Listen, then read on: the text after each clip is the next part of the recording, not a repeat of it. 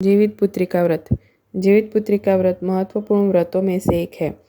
जीवित पुत्रिका व्रत में माताएं अपने संतान की सलामती व अच्छे स्वास्थ्य के लिए पूरे दिन और पूरी रात निर्जला व्रत रखती है और भगवान जीमूत वाहन की विधिवत पूजा अर्चना करती है।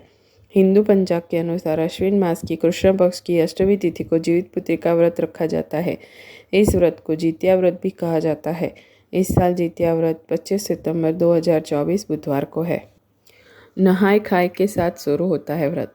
जितिया व्रत में छठ पूजा की तरह नहाय खाए व खरना परंपरा का पालन किया जाता है। यह व्रत मुख्य रूप से बिहार, झारखंड व उत्तर प्रदेश के कुछ क्षेत्रों में रखा जाता है। जितिया व्रत पूजन का समय 25 सितंबर 2024 को जीवित पुत्रिका व्रत पूजन का शाम के समय चौघड़िया शुभ मुहूर्त शाम 4:43 से शाम 6:13 तक रहेगा। जितिया व्रत का महत्व। भगवान शिव ने माता पार्वती से कहा है, जो माताएं अपने संतान की भलाई के लिए जीवित पुत्रिका व्रत रखती है, उनकी संतान के जीवन पर आने वाले हर संकट दूर हो जाते हैं। संतान का वियोग का कष्ट नहीं मिलता है। जितिया व्रत पूजा विधि। सुबह जल्दी उठकर स्नान करें। स्नान आदि करने के बाद सूर्य नारायण की प्रतिमा को स्नान कराएं। धूप दीप आदि से आरती करें और इसके बाद भोग लगाएं। मिट्टी और गाय के गोबर से चील व सियारिन की मूर्ति बनाएं। कुशा से बनी जीमूत वाहन की प्रतिमा को धूप दीप चावल पुष्प आदि अर्पित करें।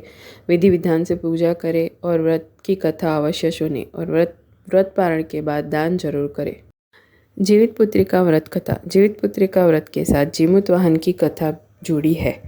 गंधर्वों के राजकुमार का नाम जीमूत वाहन था। वह बड़े उदार और परोपकारी थे।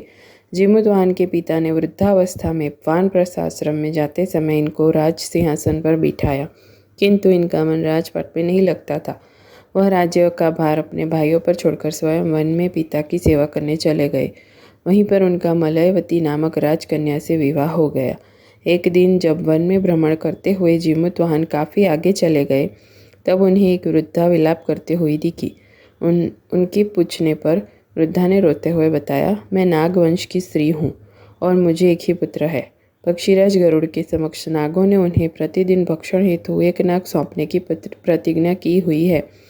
आज मेरे पुत्र शंखचूंड की बलि का दिन है।